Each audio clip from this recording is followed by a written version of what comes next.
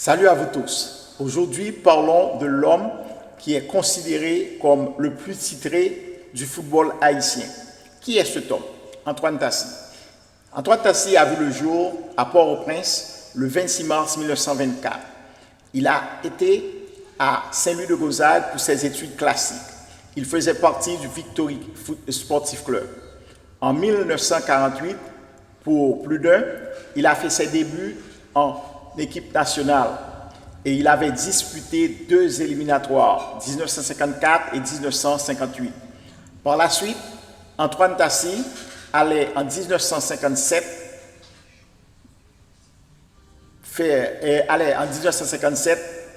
être parmi les joueurs qui avaient remporté pour la première fois la Coupe de la CONCACAF, à l'époque surnommée le championnat de la Confédération centra-américaine et caribéenne de football.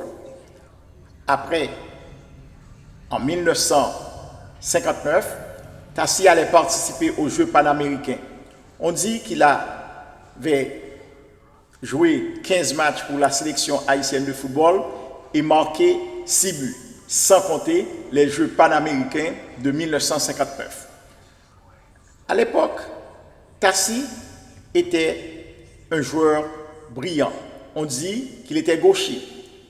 Alors, pour continuer notre rubrique sur Antoine Tassi, il faudrait mieux de vous montrer quelques clichés. Le premier, il s'agit d'Antoine Tassi et vous pouvez lire au bas, vous pouvez lire Antoine Tassi, l'entraîneur qui avait qualifié Haïti pour la Coupe du Monde 1974, l'une des figures clés du football haïtien. Ensuite, nous avons Antoine Tassi, accompagné de Claudel Legros, debout à sa gauche, devant lui Jean-Claude Désir, dit Tom Pousse, et Emmanuel Sanon.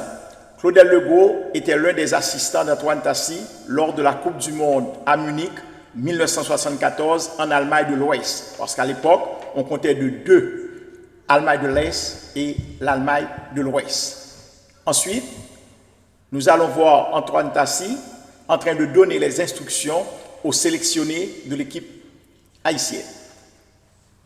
Si nous allons continuer, nous allons voir Antoine Tassi un peu souriant avec ses poings et indiquant aux joueurs ce qu'il fallait faire pour triompher ou pour finalement participer à une Coupe du Monde pour la première fois. Ici, il était assis sur le banc de touche de la sélection haïtienne de football au cours du championnat de la Coupe du Monde en 1974. Il est en train d'applaudir. Nous ne savons pas pourquoi. Si vous avez la réponse, vous pouvez la partager dans vos commentaires. Ce serait bien apprécié. Et finalement, nous voyons Antoine Tassi entouré de ses sélectionnés et de ses dirigeants, c'est-à-dire qui faisaient partie de son staff à l'époque. Nous allons revenir pour parler amplement d'Antoine Tassi. Comme nous l'avons dit au départ, il était né à Port-au-Prince le 26 mars 1924. Avait fréquenté Saint-Louis-de-Gonzague, mais Antoine Tassi, il était très intelligent. Déjà, après sa participation en 1957, où il avait remporté pour la première fois la Coupe de la Confédération Centra-Amérique et de la Caraïbe de football, en tant que joueur, il savait que ses jours étaient comptés comme joueur de football. C'est pourquoi, vers les années 1959-1960, il s'était rendu à Paris, à l'université de Vichy, où il a eu des cours intensifs sur le football pour devenir un entraîneur. De retour en Haïti, en 1961, il était nommé entraîneur de la sélection haïtienne de football. Antoine Tassi allait donc prendre ses fonctions au sérieux. En 1963, Il était entraîneur du Racing Club haïtien qui allait emporter la coupe des clubs de la CONCACAF. Encore une fois, entraîneur, champion de la CONCACAF, joueur, champion de la CONCACAF des Nations.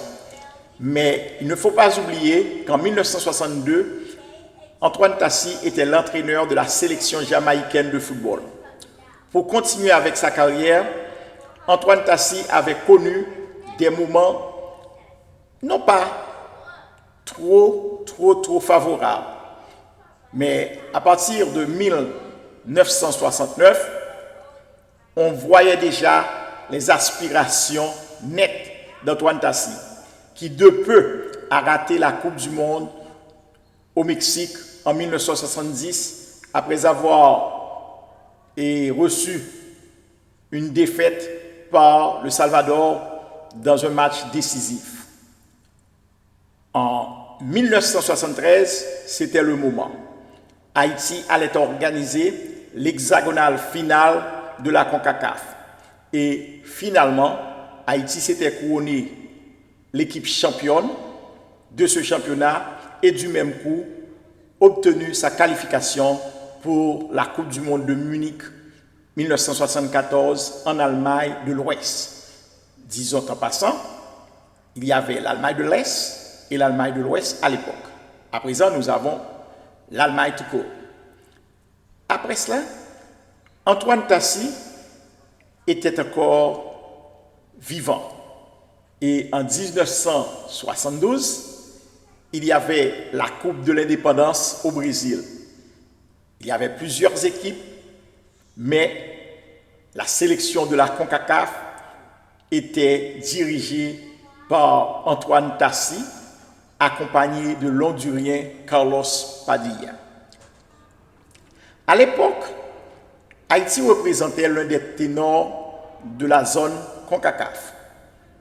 Et pour en témoigner, la sélection de la CONCACAF comptait parmi elles 7 joueurs, 7 internationaux haïtiens, à savoir Wilner Nazaire, Henri Francillon, Guy François, Jean-Claude Désir dit Tom Pousse, Philippe Vorbe, Claude Barthélemy, Emmanuel Sanon. Dès lors, Haïti pensait déjà au futur. C'est ce qui nous a valu notre qualification en 1973. En 1973, il y a eu un incident. Haïti devrait affronter l'équipe Millonarios de la Colombie à New York. Quelques Haïtiens, parmi lesquels des exilés, avaient décidé de protester contre le gouvernement haïtien de l'époque et interdire le départ ou bien le début du match. Antoine Tassi, un bélier de naissance, était très courageux, patient, mais après un certain temps, il avait pris la décision d'appeler Claude Raymond, qui à l'époque était le président de la Fédération haïtienne de football, pour lui informer ce qui se passait. Après cette conversation, il a rappelé ses joueurs dans les vestiaires. Mais un autre Haïtien, nommé Charles, qui était très influent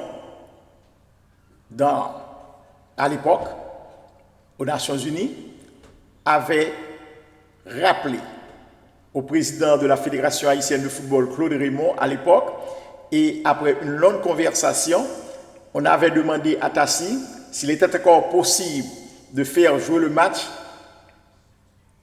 Il serait donc très bien reçu de la part de la Fédération haïtienne de football. Ce qui a été fait, Haïti avait finalement joué le match contre Millonarios de la Colombie. Antoine Tassi, champion en tant que joueur, 1957, aux Antilles néerlandaises, à présent connu comme Curaçao. 1963, champion des clubs de la CONCACAF avec le Racing Club haïtien. 1970, 1969, vice-champion de la CONCACAF et 1973, champion de la CONCACAF. Antoine Tassi a eu pas mal de titres au niveau régional. Alors, il nous a laissé le 3 mars 1991. La question à présent serait: qui pourra donc faire une prestation ou avoir des résultats pareils dans notre football? C'est une très belle question, mais nous n'avons pas la réponse.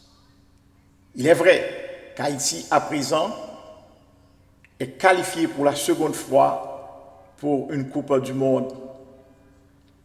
Et du 11 juin au 19 juillet, on aura l'opportunité d'appuyer, de supporter l'équipe nationale de football. Mais la différence entre l'équipe actuelle et celle de 1974 est la suivante. À présent, la majorité de nos joueurs évoluent à l'étranger. Il y en a même qui n'ont jamais eu l'opportunité de se rendre en Haïti.